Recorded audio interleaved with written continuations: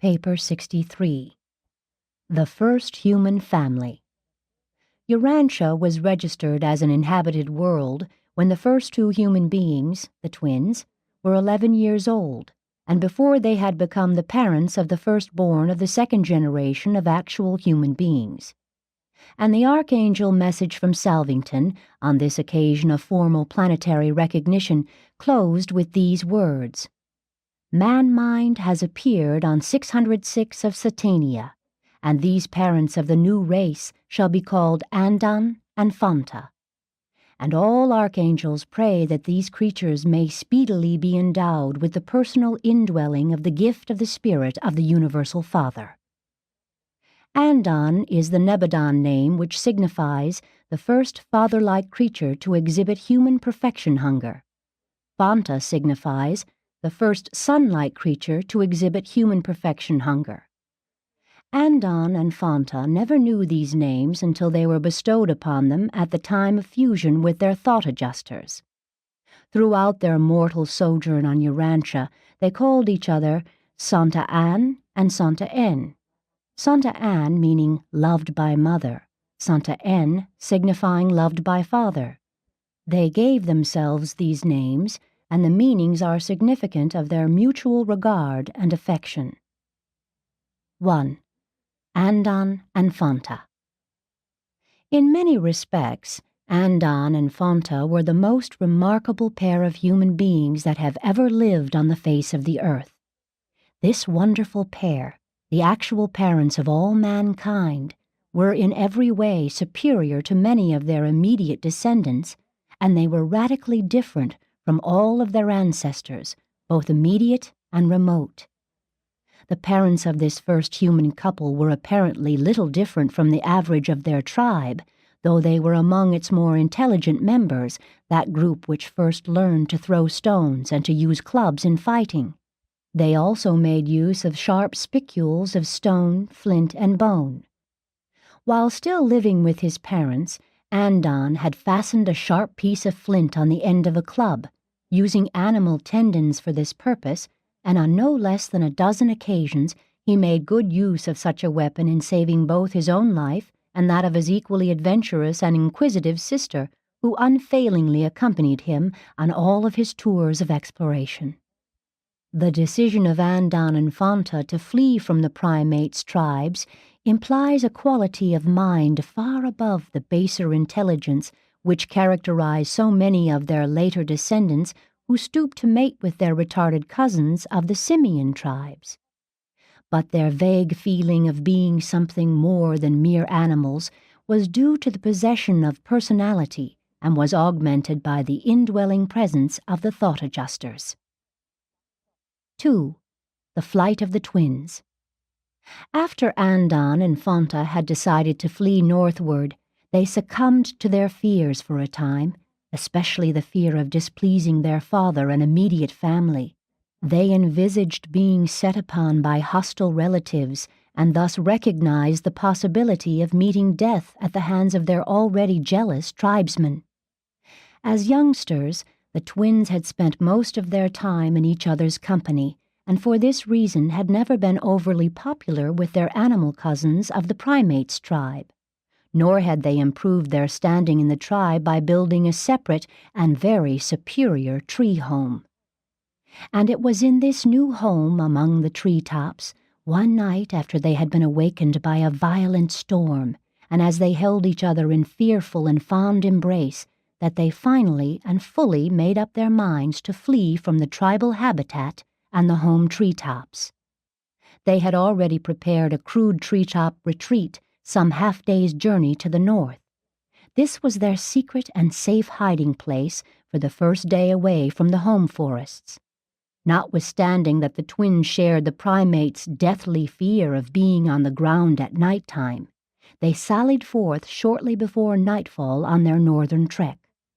While it required unusual courage for them to undertake this night journey, even with a full moon, they correctly concluded that they were less likely to be missed and pursued by their tribesmen and relatives, and they safely made their previously prepared rendezvous shortly after midnight.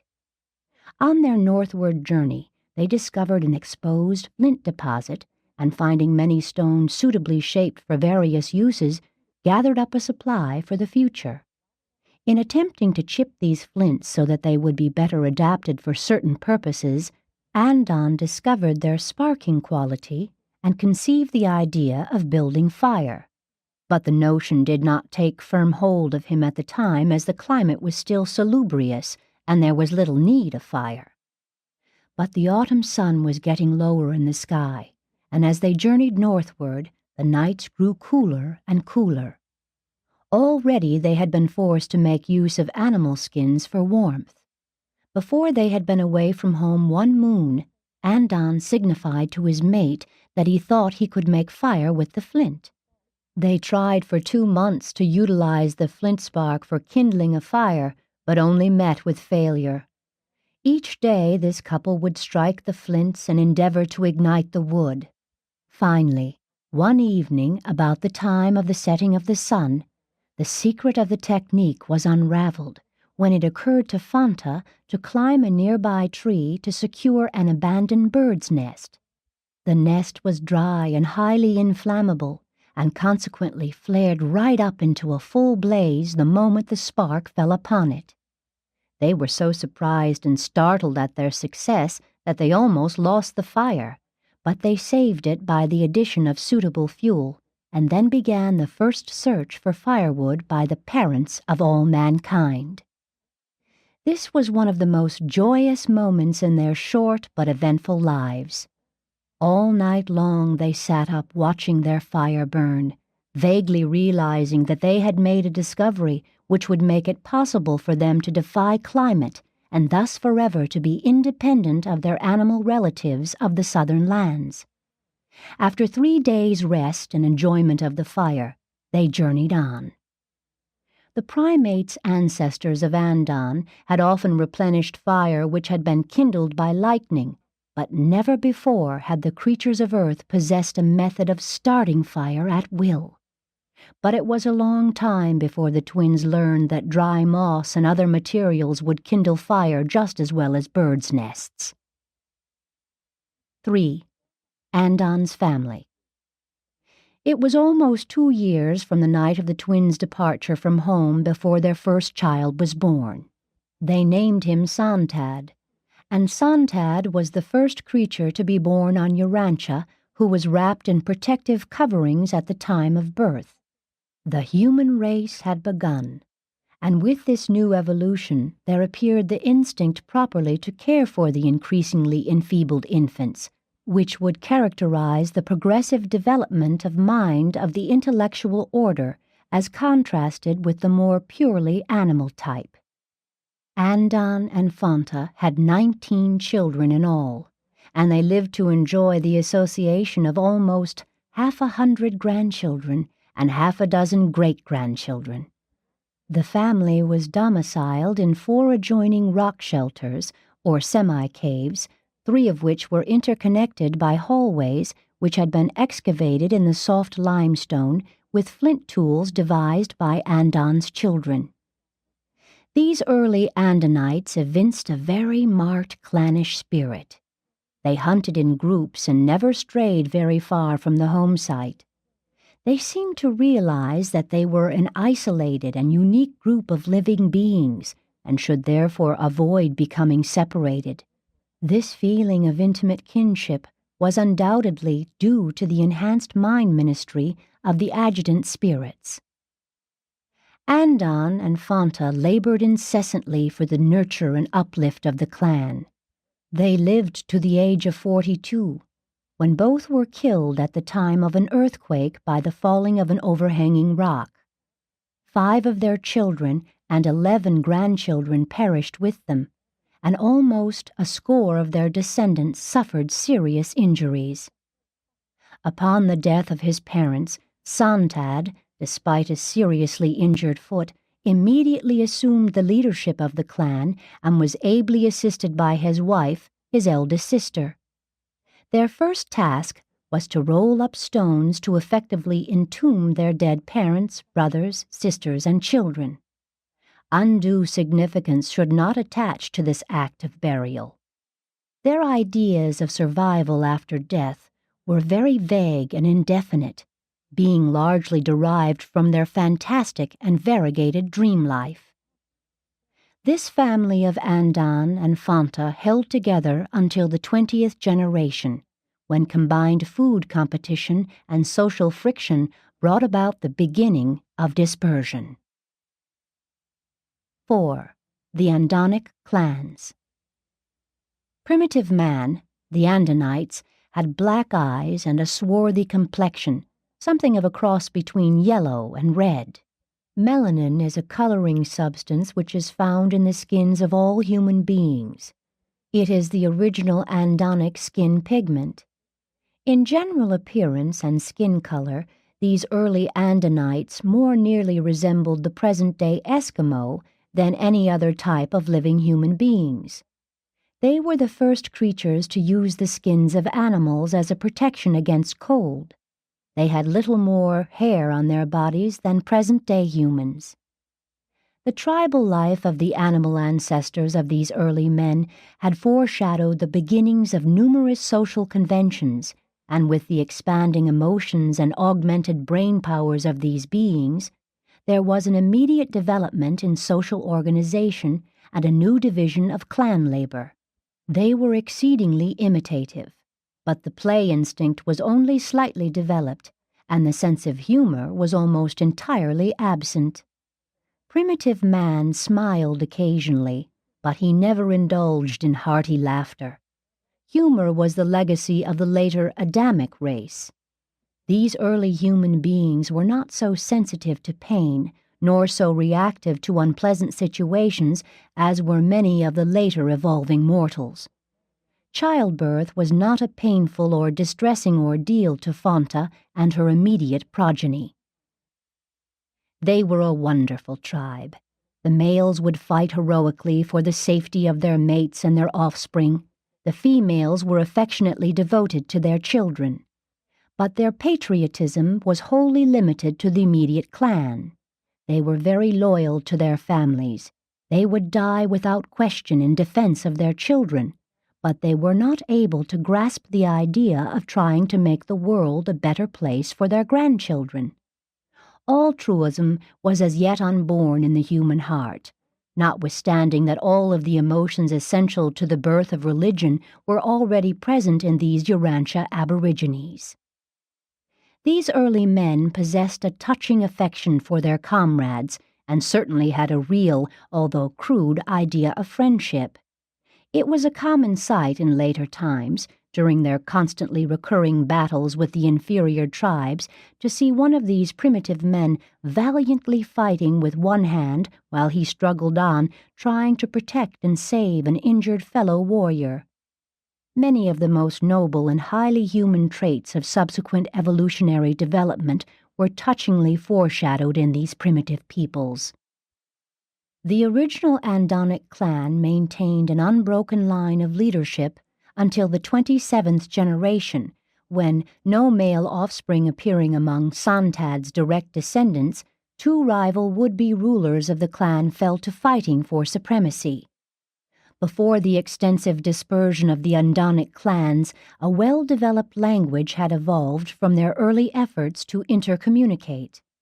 This language continued to grow, and almost daily additions were made to it because of the new inventions and adaptations to environment which were developed by these active, restless, and curious people.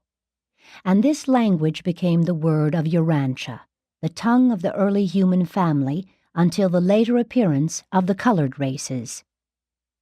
As time passed, the Andonic clans grew in number, and the contact of the expanding families developed friction and misunderstandings. Only two things came to occupy the minds of these peoples: hunting to obtain food and fighting to avenge themselves against some real or supposed injustice or insult at the hands of the neighboring tribes. Family feuds increased, tribal wars broke out, and serious losses were sustained among the very best elements of the more able and advanced groups. Some of these losses were irreparable. Some of the most valuable strains of ability and intelligence were forever lost to the world. This early race and its primitive civilization were threatened with extinction by this incessant warfare of the clans. It is impossible to induce such primitive beings long to live together in peace. Man is the descendant of fighting animals, and when closely associated, uncultured people irritate and offend each other. The life carriers know this tendency among evolutionary creatures and accordingly make provision for the eventual separation of developing human beings into at least 3, and more often 6, distinct and separate races. 5. Dispersion of the Andanites. The early Andan races did not penetrate very far into Asia, and they did not at first enter Africa. The geography of those times pointed them north, and farther north these people journeyed until they were hindered by the slowly advancing ice of the third glacier. Before this extensive ice sheet reached France and the British Isles, the descendants of Andan and Fanta had pushed on westward over Europe and had established more than 1,000 separate settlements along the great rivers leading to the then warm waters of the North Sea. These Andanic tribes were the early river dwellers of France. They lived along the river Somme for tens of thousands of years. The Somme is the one river unchanged by the glaciers, running down to the sea in those days much as it does today. And that explains why so much evidence of the Andanic descendants is found along the course of this river valley. These aborigines of Urantia were not tree dwellers, though in emergencies they still betook themselves to the treetops. They regularly dwelt under the shelter of overhanging cliffs, along the rivers and in hillside grottos, which afforded a good view of the approaches and sheltered them from the elements. They could thus enjoy the comfort of their fires without being too much inconvenienced by the smoke. They were not really cave dwellers either, though in subsequent times the later ice sheets came farther south and drove their descendants to the caves. They preferred to camp near the edge of a forest and beside a stream. They very early became remarkably clever in disguising their partially sheltered abodes and showed great skill in constructing stone sleeping chambers, dome-shaped stone huts, into which they crawled at night. The entrance to such a hut was closed by rolling a stone in front of it, a large stone which had been placed inside for this purpose before the roof stones were finally put in place. The Andanites were fearless and successful hunters, and with the exception of wild berries and certain fruits of the trees, lived exclusively on flesh. As Andan had invented the stone axe, so his descendants early discovered and made effective use of the throwing stick and the harpoon. At last a tool-creating mind was functioning in conjunction with an implement-using hand, and these early humans became highly skillful in the fashioning of flint tools. They traveled far and wide in search of flint, much as present-day humans journey to the ends of the earth in quest of gold, platinum, and diamonds. And in many other ways, these Andan tribes manifested a degree of intelligence which their retrogressing descendants did not attain in 500,000 years, though they did again and again rediscover various methods of kindling fire. 6. Anagar, the first truth teacher. As the Andanic dispersion extended, the cultural and spiritual status of the clans retrogressed for nearly 10,000 years until the days of Anagar, who assumed the leadership of these tribes, brought peace among them, and for the first time led all of them in the worship of the breath-giver to men and animals. Andan's philosophy had been most confused. He had barely escaped becoming a fire worshipper because of the great comfort derived from his accidental discovery of fire. Reason, however, directed him from his own discovery to the sun as a superior and more awe-inspiring source of heat and light, but it was too remote, and so he failed to become a sun worshipper. The Andonites early developed a fear of the elements: thunder, lightning, rain, snow, hail, and ice. But hunger was the constantly recurring urge of these early days, and since they largely subsisted on animals, they eventually evolved a form of animal worship. To Andon, the larger food animals were symbols of creative might and sustaining power. From time to time, it became the custom to designate various of these larger animals as objects of worship.